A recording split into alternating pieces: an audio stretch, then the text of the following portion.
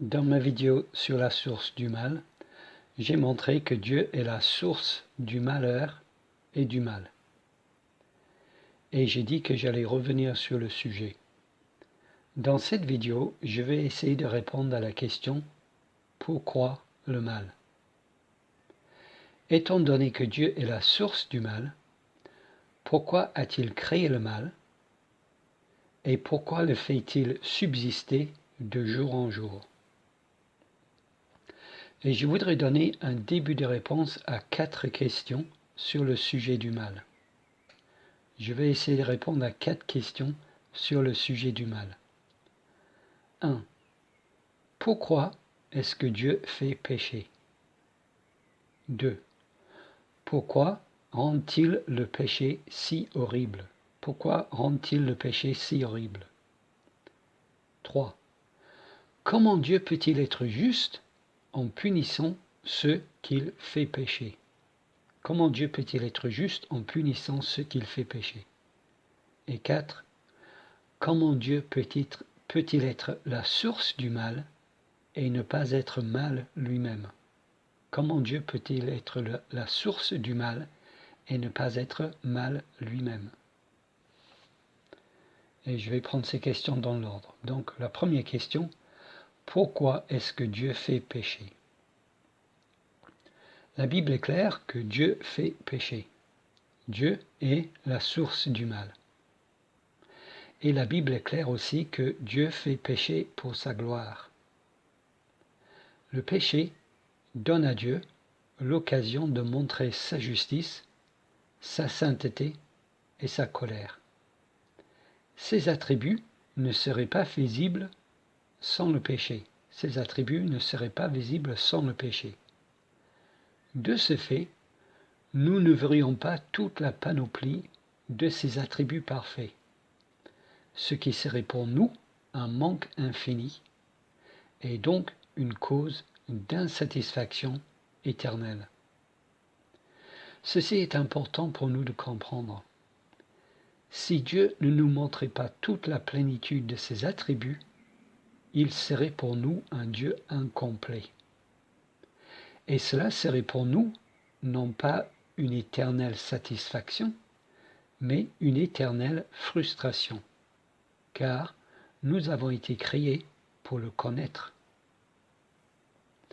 Autrement dit, pour Dieu de nous montrer qui il est vraiment, pour lui de se révéler totalement à nous, ses créatures, et, de sa part, un acte d'amour infini. J'ai déjà expliqué l'idée que Dieu fait pécher pour sa gloire, donc pour plus de détails, je vous renvoie à ma vidéo « La gloire de Dieu ». Mais ici, je voudrais aborder une autre raison que Dieu fait pécher. Cette raison concerne la valeur de Dieu. La justice absolue pour une créature, la droiture parfaite pour une créature, c'est de reconnaître la valeur infinie de son Dieu et de considérer sa valeur comme infiniment précieuse, comme un trésor inestimable. Voilà pour une créature ce qui est juste et bon et droit. En langage biblique, ceci consiste à aimer Dieu de tout son cœur, de toute son âme et de toute sa force.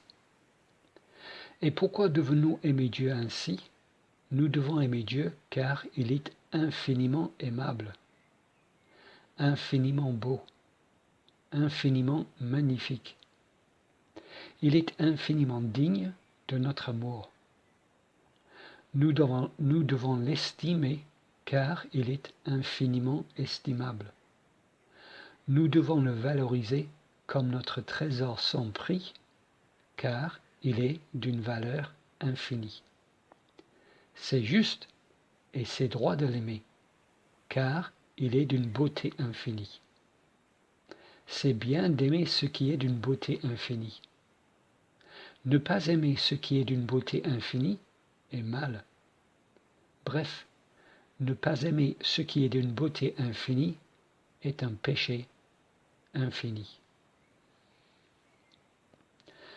Alors si Dieu est d'une valeur infinie, et si Dieu fait péché, pourquoi Dieu a-t-il décrété des pensées et des actions de la part de ses créatures afin qu'elles ne le voient pas comme infiniment précieux, infiniment beau et infiniment magnifique? Pourquoi décréter que ces créatures ne le voient pas comme infiniment beau? Pourquoi décréter des pensées qui ne reconnaissent pas sa valeur infinie? Pourquoi vouloir que ces créatures ne l'aiment pas, lui qui est infiniment beau? Pourquoi Dieu a-t-il fait cela? Il est évident que si Dieu a fait cela, c'est qu'il a un but, un objectif bien précis. Je pense que son objectif est de nous montrer ce qui se passe quand nous ne le voyons pas comme infiniment précieux. Je pense que son objectif, c'est de nous montrer ce qui se passe quand on ne le voit pas comme infiniment précieux. Et la raison que je pense cela vient de ce que Paul nous montre dans Romains chapitre 1. Quand les créatures rejettent la vérité de la gloire de Dieu, Dieu les abandonne à leur passion dépravée. Romains chapitre 1 verset 24, nous lisons: C'est pourquoi Dieu les a livrés à l'impureté selon les convoitises de leur cœur, en sorte qu'ils déshonorent eux-mêmes leur propre corps. Et au verset 28, comme ils ne se sont pas souciés de connaître Dieu, Dieu les a livrés à leur sens réprouvé pour commettre des choses indignes. C'est-à-dire que Dieu leur donne plus de ce qu'ils désirent. Dieu leur donne plus de ce qu'ils désirent pour que la dépravation de leur cœur soit mise en lumière. Je crois que Dieu agit de la sorte pour répondre à cette question. Puisque Dieu est d'une valeur infinie, quel est le résultat si une créature ne reconnaît pas sa valeur infinie? Puisque Dieu est d'une beauté infinie, qu'arrive-t-il si ces créatures ne l'aiment pas et ne le chérissent pas selon sa beauté infinie? Je pense donc que c'est pour répondre à cette question que Dieu fait pécher. Donc à la première question, pourquoi est-ce que Dieu fait pécher? Je réponds que une des raisons est qu'il veut nous montrer ce qui se passe quand ces créatures ne reconnaissent pas sa valeur et sa beauté et sa sainteté infinie. Dieu fait pécher pour nous montrer ce qui se passe quand nous ne reconnaissons pas sa valeur et sa beauté et sa sainteté infinie. Deuxième question. Pourquoi alors Dieu rend-il le péché si horrible?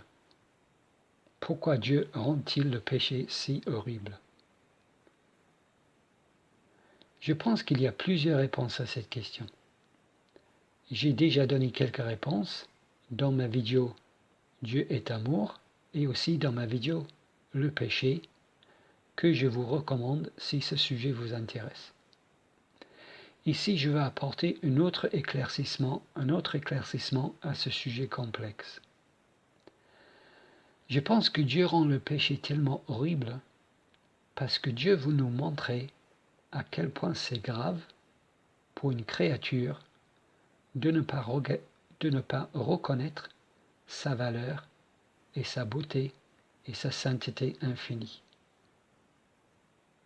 Donc, Dieu nous fait pécher parce qu'il veut nous montrer ce qui se passe quand nous ne reconnaissons pas sa valeur infinie, et Dieu rend le péché si horrible parce qu'il veut nous montrer à quel point le fait de ne pas reconnaître sa valeur infinie est grave.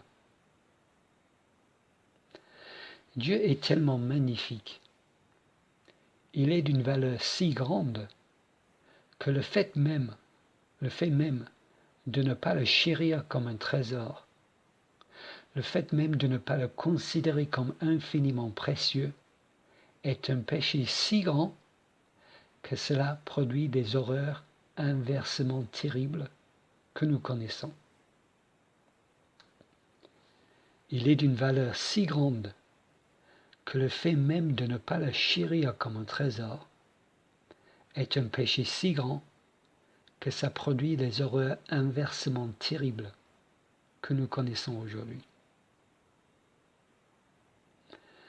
Le péché déshonore Dieu. Il lui enlève sa gloire. Le péché vole à Dieu sa gloire. Le péché amoindrit Dieu, amoindrit la gloire de Dieu. Le péché fait que nous échangeons la gloire de Dieu pour autre chose. Et le péché fait que nous traitons comme inférieur à ce que nous préférons. Nous le traitons, Dieu, comme étant inférieur à ce que nous préférons dans nos péchés. Tout ça, bien sûr, c'est l'idolâtrie. Donc, le plus grand problème dans l'univers est que les créatures de Dieu l'ont dévalorisé publiquement. Et comme je l'ai dit dans une autre vidéo, cet acte de dévaloriser la gloire de Dieu publiquement est un acte de trahison cosmique. Et comme cette trahison est contre l'être le plus glorieux, le plus précieux de l'univers, alors cette trahison est le plus grand crime dans l'univers. Autrement dit, Dieu est d'une beauté si infinie que le fait de ne pas reconnaître cette beauté est un acte d'une laideur infinie. Dieu est d'une beauté si infinie que le fait de ne pas reconnaître cette beauté est un acte d'une laideur infinie. Il est d'une si grande valeur que le fait de ne pas l'estimer comme notre plus grand trésor est un péché infiniment odieux et haineux. Il est si beau que le fait de ne pas l'aimer et l'admirer est un acte infiniment vil et monstrueux. Donc, quand nous estimons autre chose, que ce soit une personne, un sentiment, un objet, peu importe, quand nous estimons autre chose comme étant plus beau, plus précieux que Dieu, alors Dieu est infiniment offensé. Dieu est infiniment offensé. Sa gloire est infiniment bafouée. Et pour que nous nous rendions compte à quel point tout ceci est infiniment grave, Dieu a rendu le péché d'une horreur absolue. Prenons un exemple délibérément horrible, ce que l'on pourrait appeler justement l'horreur absolue. Attention, attention mes auditeurs, je veux vous avertir ici que ce que je vais dire maintenant est particulièrement choquant, parce que j'essaie d'expliquer l'horreur du péché. Donc, pour ceux qui n'aiment pas considérer ces choses, n'aiment pas considérer l'idée de l'horreur absolue, c'est peut-être mieux que vous arrêtiez d'écouter cette vidéo maintenant. Je veux parler de l'horreur qu'ont subi les deux petites filles belges de 8 ans, Julie et Melissa, aux mains de Marc Dutroux en 1996. Pourquoi prendre un exemple si horrible? Eh bien, justement parce que j'essaie de répondre à la question « Pourquoi Dieu rend-il le péché tellement horrible ?» Et je suis désolé si ça vous choque, mais ma chaîne est une chaîne apologétique. J'essaie de défendre la foi et j'essaie aussi de rendre gloire à Dieu. Ces petites filles ont été enlevées par Dutroux, séquestrées 9 mois dans une cave violé régulièrement et sans mort de faim, laissé seul quand Dutroux a été arrêté. On pense au calvaire de ses filles, à la terreur de l'enlèvement, la brutalité des viols par un homme, l'éloignement de leur famille, la crainte continue des bruits et l'agonie de la mort, seul, mourir seul, abandonné, mourir de faim et de soif. L'horreur absolue pour ces petites filles. Je dis donc que Dieu Dutroux regarde ses plaisirs sexuels comme étant plus précieux que Dieu. Dutroux regarde ses plaisirs sexuels comme étant plus précieux que Dieu. Et donc, puisqu'il regarde ses plaisirs comme plus précieux que Dieu, alors il regarde ses plaisirs comme plus précieux que ses filles. Car quand on méprise la valeur infinie de Dieu, et on la compte comme totalement insignifiante, toute autre chose que l'on pourrait considérer comme étant de valeur est tellement insignifiante à côté.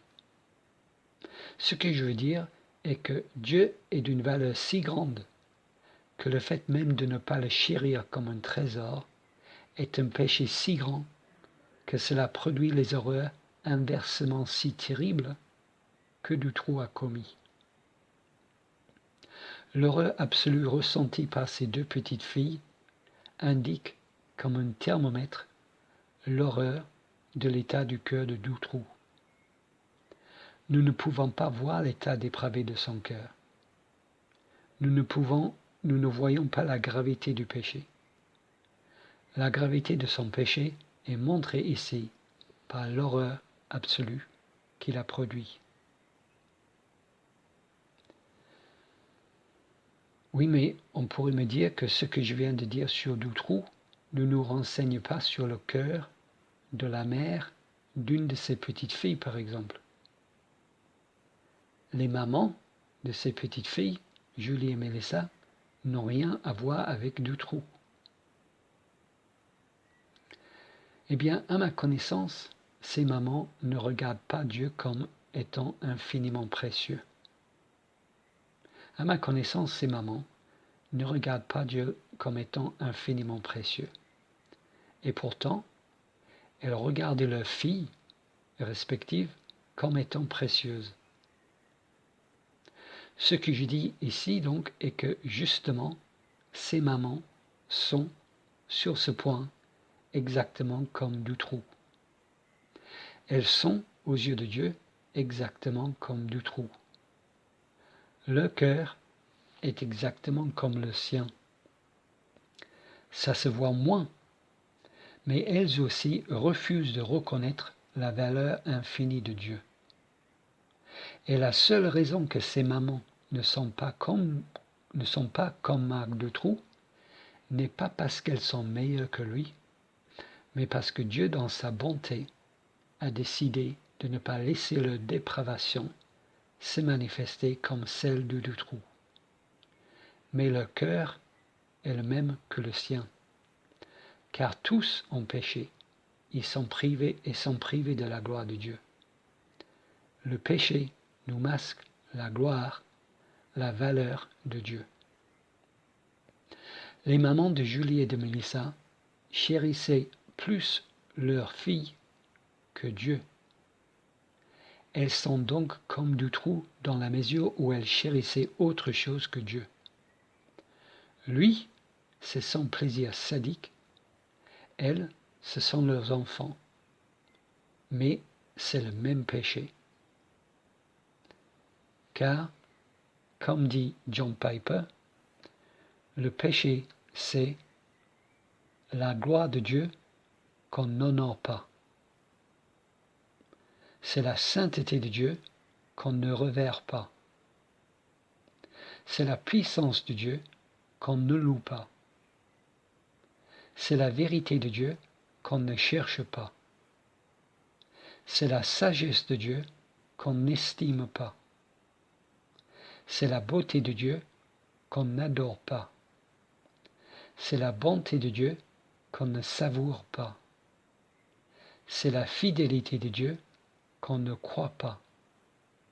C'est les commandements de Dieu qu'on ne suit pas. C'est la justice de Dieu qu'on ne respecte pas. C'est la colère de Dieu qu'on ne craint pas.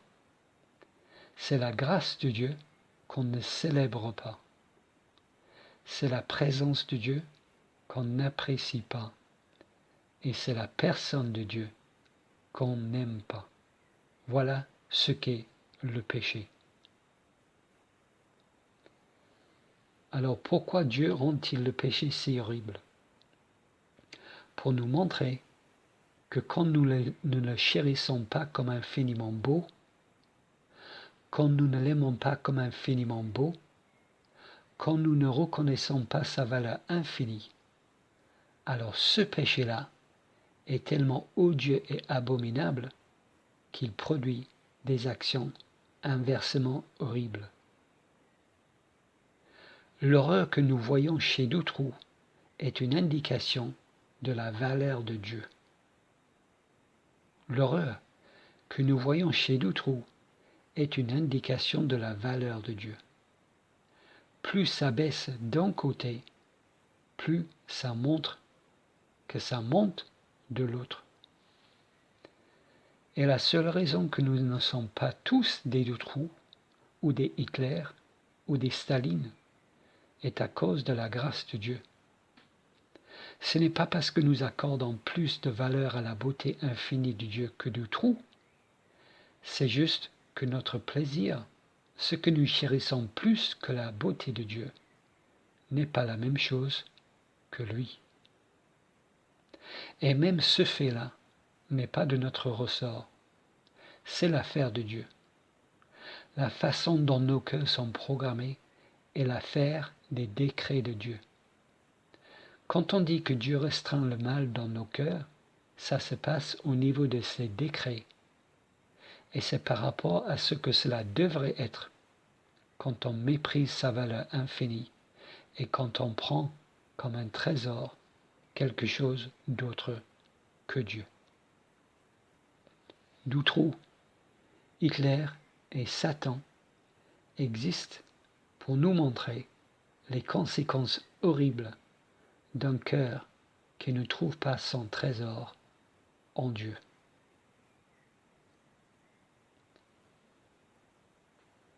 Question 3. Comment Dieu peut-il être juste en punissant ceux qu'il fait pécher? Comment Dieu peut-il être juste en punissant ceux qu'il fait pécher? Pour répondre à cette question sur le mal, je vais essayer de harmoniser les deux idées, que Dieu est souverain en tout et que l'homme est responsable pour ses péchés. Et je vais essayer d'harmoniser ces deux idées car la Bible affirme que les deux idées sont vraies. Ma première réponse à cette question, comment Dieu peut-il être juste en punissant ceux qu'il fait pécher? Ma première réponse est de dire ce que j'ai déjà dit dans ma vidéo Le libre arbitre et Dieu, à savoir que selon Paul, dans Romains 9, Dieu fait ce qu'il veut et il ne rend compte à personne. Il est le potier et il fait ce qu'il veut avec l'argile qu'il a créée. Par exemple, nous voyons que cette idée est juste, même pour nous, dans l'exemple que Paul donne dans Romains 9.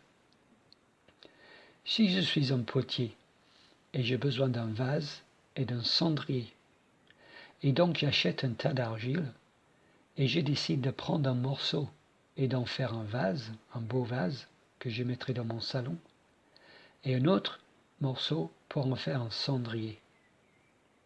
Qui dirait que ce n'est pas juste pour moi de faire cela? Qui dirait que ce que je fais est injuste? Qui dirait que j'aurais dû faire deux vases, même si j'ai besoin d'un vase et d'un cendrier? Personne. J'ai le droit de déterminer mes besoins. Et j'ai le droit de faire de l'argile qui est à moi ce que je veux. Et si cette idée est vraie pour moi, à combien plus forte raison est-elle vraie pour Dieu notre Créateur? Avec Dieu, c'est encore plus vrai qu'il a ce droit, car il ne nous a pas seulement achetés, comme moi j'aurais acheté l'argile, il ne nous a pas seulement achetés, il nous a créés et il nous maintient en vie. Mais ici, je veux aller au-delà de cette réponse, car je crois que la Bible nous donne d'autres indices sur cette question de comment Dieu peut-il être juste tout en faisant pécher les hommes. Pour donner le contexte, je voudrais revenir sur un des passages de la Bible que j'ai lu dans ma vidéo sur le mal, Ésaïe 10. Ce passage explique que Dieu fait pécher. Il fait tuer alors qu'il interdit le meurtre. Dans ce passage, Dieu utilise les Assyriens pour tuer certains Israéliens et ensuite il punit les Assyriens pour les avoir tués. Ésaïe 10, 12. Mais quand le Seigneur aurait accompli toute son œuvre sur la montagne de Sion et à Jérusalem, je punirai le roi d'Assyrie pour le fruit de son cœur orgueilleux et pour l'arrogance de ses regards hautains. Nous voyons dans ce verset que Dieu fait accomplir l'œuvre des Assyriens pour juger Israël, et ensuite il punit les Assyriens pour l'arrogance de leur cœur. Et au verset 15, la Bible donne une illustration de la relation entre Dieu et les Assyriens. Verset 15. La hache se glorifiera-t-elle envers celui qui s'en sert? Ou la scie est-elle arrogante envers celui qui la manie? Comme si la verge faisait mouvoir celui qui la lève, comme si le bâton soulevait celui qui n'a pas du bois. C'est pourquoi le Seigneur des armées, enverra le dépérissement parmi ses robustes guerriers, et sous sa magnificence éclatera un embrasement comme l'embrasement d'un feu. Donc j'ai conclu que Dieu est la source du péché, mais cela ne discute en aucun cas la responsabilité de l'homme dans ses péchés. L'homme sera puni par Dieu pour ses péchés, alors que Dieu l'a fait faire ses péchés. Regardons donc maintenant pourquoi cela est juste. Nous lisons dans le verset 15, « La hache se glorifiera-t-elle envers celui qui s'en sert ?» La hache se glorifiera-t-elle envers celui qui s'en sert? Examinons cette illustration. C'est la hache qui coupe le bois. Dans le contexte de cette analogie, couper le bois, c'est pécher. C'est tuer des hommes. La hache, c'est l'homme, l'Assyrien. Celui qui manie la hache, c'est Dieu. Si je prends une hache et je coupe le bois, je peux dire que je coupe du bois, et ça serait vrai dans un sens général. Mais en réalité, ce n'est pas moi qui coupe le bois. Le bois se fend au contact du fer, pas au contact de ma main. C'est donc la hache qui coupe vraiment le bois. Sans la hache, il m'est impossible de couper du bois. C'est donc la preuve que c'est bien la hache qui coupe vraiment le bois, car ma main ne peut pas le faire. Et c'est pareil pour le péché. Il est impossible que Dieu pêche. Il a besoin d'une créature pour leur faire pécher. La créature est la hache. C'est donc vraiment la créature qui pêche. C'est la créature qui transgresse le commandement en tuant. Ce n'est pas Dieu qui transgresse le commandement. D'ailleurs, il est impossible pour Dieu de le faire, comme j'explique dans ma vidéo sur Dieu et le libre arbitre. Tout comme ma main ne peut pas faire tomber un chêne ou un être, Dieu ne peut pas commettre ses péchés. Donc, puisque c'est vraiment le pécheur qui pêche, comme c'est vraiment la hache qui coupe le bois, il est normal que le pécheur soit puni pour ses péchés, puisque c'est vraiment le pécheur qui pêche. Comment Dieu peut-il être juste en punissant ceux qu'il fait pécher? Eh bien, parce que faire n'est pas la même chose que faire faire. Ma main n'est pas la même chose que la hache. Autrement dit, c'est vraiment la créature qui pêche. Dieu ne pêche pas. Il est donc juste de punir le pécheur pour ce qu'il fait. 4. Comment Dieu peut-il être la source du mal et ne pas être le mal lui-même? Nous, les chrétiens bibliques, croyons que Dieu est infiniment bon. Être infiniment bon, c'est le contraire d'être mal, d'être le mal. Mais ma position est que Dieu est la source du mal. Et je crois que j'ai montré dans ma vidéo sur la source du mal que ma position est la position biblique. Et ces deux idées semblent contradictoires. Comment Dieu peut-il faire le mal, être la source du mal, et ne pas être mal lui-même? Comment peut-il être la source de tout mal et être infiniment bon? Par exemple, quand Dieu a mis dans les pensées de Satan sa première pensée qui a amené Satan à penser qu'il était aussi beau que Dieu, comment se fait-il que cet acte de Dieu n'est pas juste un acte de mal pur? Comment est-ce que Dieu n'est-il pas juste un autre Satan pour avoir fait cela? Comment Dieu peut-il être la source du mal et ne pas être le mal lui-même? Comment peut-il être la source de tout mal et être infiniment bon? Dans ma vidéo « Le libre arbitre et Dieu », j'ai prouvé qu'il est impossible pour Dieu de pécher, car le péché est la transgression de la loi, et il n'y a pas de loi pour Dieu.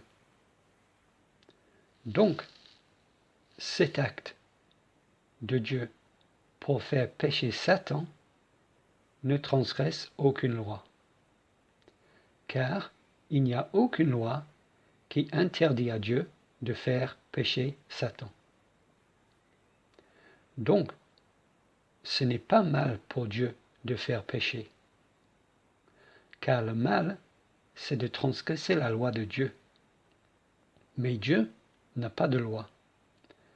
Donc Dieu ne peut pas faire le mal. Et donc Dieu ne peut pas être le mal. Car pour être le mal, il faut faire le mal. Et Dieu ne peut pas faire le mal.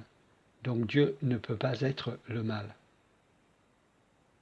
Par contre, quand Satan fait cet acte de ne pas valoriser Dieu à sa juste valeur, ce que lui il fait est mal, car il y a une loi pour lui qui lui interdit de faire ces choses. Il fait donc le mal, et puisqu'il ne fait que le mal et jamais le bien, on peut dire que Satan est le mal. Satan est la hache qui coupe le bois. Mais nous savons aussi que ce seul acte de faire pécher Satan a entraîné une quantité incalculable de souffrance. Ce seul acte que Dieu a fait de faire pécher Satan a entraîné une quantité incalculable de souffrance. Comment cela ne peut-il pas être mal de la part de Dieu de faire cela? Comment Dieu peut-il faire cela et être infiniment bon? Je pense que cet acte peut ne pas être mal pour deux raisons. Premièrement, si la motivation de la personne qui fait faire ce mal est de faire plus de bien que de mal. Premièrement, ce premier acte de faire pécher Satan peut être considéré comme n'étant pas mal si la motivation de Dieu de faire faire ce mal est de faire plus de bien que de mal. Et deuxièmement, si le résultat, les conséquences de ce mal sont meilleures que la souffrance occasionnée. Prenons une illustration. On voit un homme enfoncer un couteau dans le ventre d'une petite fille allongée devant lui. Notre réaction est de penser que ce qu'il fait est mal. Mais ici on comprend que cet homme est un chirurgien et le couteau est un scalpel et la petite fille doit être opérée d'urgence, sinon elle mourra. Nous nous rendons compte qu'en réalité, cet homme fait un acte de bien et son intention est de lui sauver la vie à cette petite fille. Bref, ce qui nous semblait un acte de pur mal est en réalité un acte de bien. Et celui que nous prenions pour un homme de mal est en réalité un homme de bien. Prenons un exemple biblique pour confirmer ce que je dis. Est-ce que c'était mal pour Dieu le Père de punir son Fils? Car quelqu'un pourrait argumenter que de punir Dieu est une transgression de la loi divine. Quelqu'un pourrait argumenter que Dieu est effectivement sous une loi qui lui interdit de punir Dieu. Donc, pourquoi considérons-nous le fait que Dieu le Père ait puni son Fils? Pourquoi nous considérons-nous cet acte comme étant un acte qui n'est pas un acte de mal? Eh bien, parce que la motivation du Père, son objectif en punissant son Fils, n'était pas de voir son Fils souffrir, mais à travers sa punition, d'élever son Fils au-dessus de tout nom et de lui donner un peuple racheté, une épouse sans tache pour l'éternité. Voilà ce qu'était l'intention, la motivation du Père en punissant son Fils. De plus, nous savons que le résultat de ce mal subi par le Fils de la main de son Père est une joie encore plus grande pour lui. Jésus a été obéissant au Père pour obtenir une plus grande joie. Car il est écrit dans Hébreux chapitre 12 verset 2, « Ayant les regards sur Jésus, le chef et le consommateur de la foi, qui, en vue de la joie qui lui était réservée, a souffert la croix, méprisé l'ignominie et s'est assis à la droite du trône de Dieu. » Donc il a souffert la croix en vue de la joie qui lui était réservée. Jésus est loué au ciel en ce moment, non seulement en tant que créateur de toutes choses, mais aussi et surtout en tant que sauveur de son peuple. Donc, nous voyons que si l'acte de mal qui est fait vient d'une motivation de faire plus de bien que ce mal, et si en effet le résultat est l'obtention de plus de bien que de mal, alors l'acte initial ne peut pas être considéré comme le mal. Je pense que la même chose est vraie pour la première pensée pécheresse que Dieu a donnée à Satan. Alors vous me demanderez, c'est quoi alors l'équivalent de l'acte de sauver la vie à cette petite fille dans ton histoire? Quel est l'acte de bien qui a justifié toute la souffrance de l'humanité? Quelle chose est assez importante, assez grande pour justifier toute cette souffrance et pour faire en sorte que la souffrance de l'humanité était en fait un acte de Dieu qui était un acte de bien? La réponse est la seule chose assez grande, car plus grand que tout. La seule chose qui peut justifier toute cette souffrance est la chose qui est plus grande que tout. La seule chose qui est d'une grandeur infinie. Oui, l'infini règle tout. C'est Dieu lui-même qui justifie cette souffrance, ou plus précisément, c'est la gloire de Dieu. L'équivalent de l'acte de sauver la vie à cette petite fille dans mon illustration, c'est la manifestation de la gloire de Dieu. Autrement dit, Dieu a fait pécher Satan et a donc créé ce monde de mal avec l'objectif précis de révéler sa gloire infinie. Et cet acte est un acte d'un bien infini. Et c'est un acte de bien infini car son résultat est la révélation de la perfection infinie. Attention, le péché de Satan est vraiment le mal.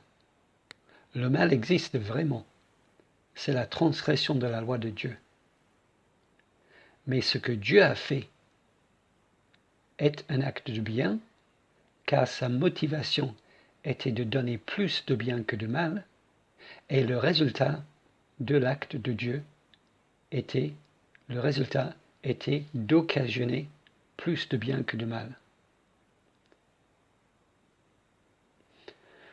Donc à la question comment Dieu peut-il être la source du mal et ne pas être le mal lui-même, je dis premièrement parce qu'il ne transgresse aucune loi. Il ne peut pas être le mal parce qu'il ne peut pas faire le mal. Deuxièmement, parce qu'en faisant ce que nous considérons comme le mal, son intention, son objectif, sa motivation était le bien infini. Et troisièmement, parce que le résultat de son acte de mal, les conséquences de ce mal, procurent en réalité le bien infini. Le bien infini est la révélation de la perfection infinie. Et la perfection infinie, c'est Dieu. L'infini règle tout. L'infini répond à toutes les questions et met tout le monde d'accord.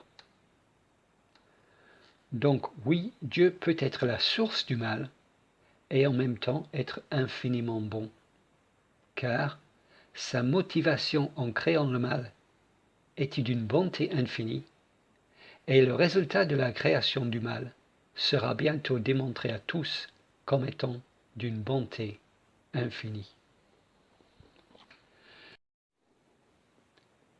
Donc je conclus. Je reviens à mes 4 questions. Pourquoi est-ce que Dieu fait pécher? Dieu fait pécher pour nous montrer ce qui se passe quand ces créatures ne le valorisent pas à sa juste valeur. Ce qui se passe quand ces créatures ne le chérissent pas comme un trésor inestimable. 2. Pourquoi Dieu rend-il le péché si horrible? Parce que Dieu veut nous montrer la gravité de notre acte en tant que créature, de ne pas le chérir comme un trésor inestimable. Dieu est si beau, si infiniment beau, qu'il veut nous montrer que le fait de ne pas le considérer comme étant infiniment beau est un péché d'une laideur infinie. L'horreur absolue de nos péchés nous montre la valeur infinie de Dieu. 3. Comment Dieu peut-il être juste en punissant ceux qu'il fait pécher? Parce que c'est la hache qui coupe le bois. Ce n'est pas la main. Et donc c'est vraiment le pécheur qui pêche. Ce n'est pas Dieu qui pêche. Et donc il est juste pour Dieu de punir le pécheur pour ce qu'il a fait. 4. Comment Dieu peut-il être la source du mal et ne pas être le mal lui-même? Parce que Dieu ne transgresse aucune loi et parce que l'intention de Dieu en faisant faire le mal est le bien infini. l'intention, la motivation de Dieu et les conséquences produites par le mal, c'est le bien infini. L'infini règle tout.